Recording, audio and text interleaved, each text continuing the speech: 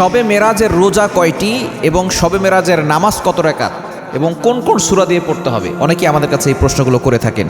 শবে মেরাজ অর্থাৎ অনেকেই বলে থাকেন রজব মাসে 27শে রজবে নবীজি সাল্লাল্লাহু আলাইহি ওয়াসাল্লাম মিরাজ করেছেন। নবীজি সাল্লাল্লাহু আলাইহি ওয়াসাল্লাম মিরাজ করেছেন, আল্লাহ পাক রব্বুল আলামিন তাকে প্রথমে কাবা শরীফ থেকে মসজিদ আকসা, এটাকে বলা হয় ইসরা, সেখান থেকে ঊর্ধ্বভ্রমণ, এটাকে বলা হয় মেরাজ। এটা 100% সত্য, এটাকে অস্বীকার করার কোনো অবকাশ নেই, এটা কোরআন হাদিস দ্বারা প্রমাণিত। তবে এটা কোন মাসে হয়েছে এটা নিয়ে অনেক মতানৈক্য আছে। কেউ কেউ বলেছে রজব মাসে হয়েছে, কেউ কেউ বলেছে রবিউল আউয়াল মাসে হয়েছে, কেউ কেউ বলেছে রমজান মাসে হয়েছে। প্রায় 20টিরও অধিক অভিমত রয়েছে এই মেরাজ সম্পর্কে, যে কবে এই মেরাজটি হয়েছে। আমরা অনেকেই শবে মেরাজ উপলক্ষে রোজা রাখি, বিশেষ করে 27শে রাতে আমরা অনেকেই অনেক ধরনের নামাজ পড়ি। কেউ কেউ বলে যে 20 রাকাত নামাজ পড়তে হবে, কেউ বলে যে 27 রাকাত নামাজ পড়তে হবে, কেউ বলে এত রাকাত নামাজ পড়তে হবে, আবার অনেকে সূরা বানি ইসরাইল দিয়ে নামাজ পড়তে চায়, আবার অনেকে সূরা ইখলাস 100 বার পরে নামাজ পড়ে। এই নিয়মগুলো আমাদের জানতে হবে।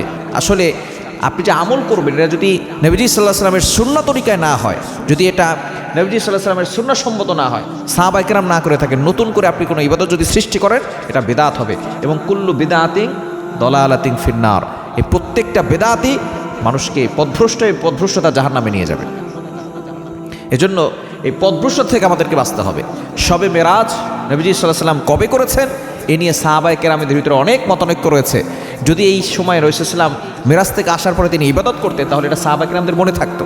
কিন্তু সাহাবায়ে কেরাম আবু বকর সিদ্দিক রাদিয়াল্লাহু তাআলা আনহু, ওমর রাদিয়াল্লাহু তাআলা আনহু, ওসমান রাদিয়াল্লাহু তাআলা আনহু, আলী রাদিয়াল্লাহু তাআলা আনহু, জলিলুল কদর যারা সাহাবী ছিলেন তারা কেউ, আমি কোনো হাদিসের ভিতরে পাই নাই, বুখারী, মুসলিম, আবু দাউদ, তিরমিজি, নাসাই, মুওয়াত্তা মালিক, মুওয়াত্তা মুহাম্মদ সহ তারপরে ফিকহ আছে যত কিতাব আছে, বেহেশতে জোর, বেহেশতে গওহার, মালাবুদ্দা মিনহুর, নুরুল ইজা, কুদুরি, কানজুদ্দাকা, শরাবিকা, হেদায় গ্রন্থ সহ কোনো ফিকহ শাস্ত্রের কিতাবের ভিতরেও পাই নাই যে তারা এই শবে মেরাজ উপলক্ষে তেমন কোনো আমল করেছে।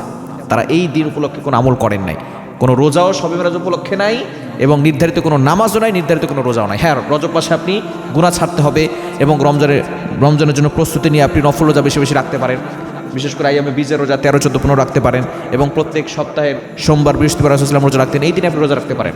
তবে শবে মেরাজ উপলক্ষে 27 তারিখে রাতে ইবাদত করতে হবে, 50 রাকাত 100 রাকাত নামাজ পড়তে হবে, এরকম নির্ধারিত কোনো নামাজ নাই, নির্ধারিত কোনো সূরা নাই, এবং তারপরের দিন রোজা রাখতে হবে, নির্ধারিত কোনো নিয়মও নাই। আমাদের সকলকে আল্লাহ তাআলা এই বিষয়ে সঠিক বুঝ দান করে।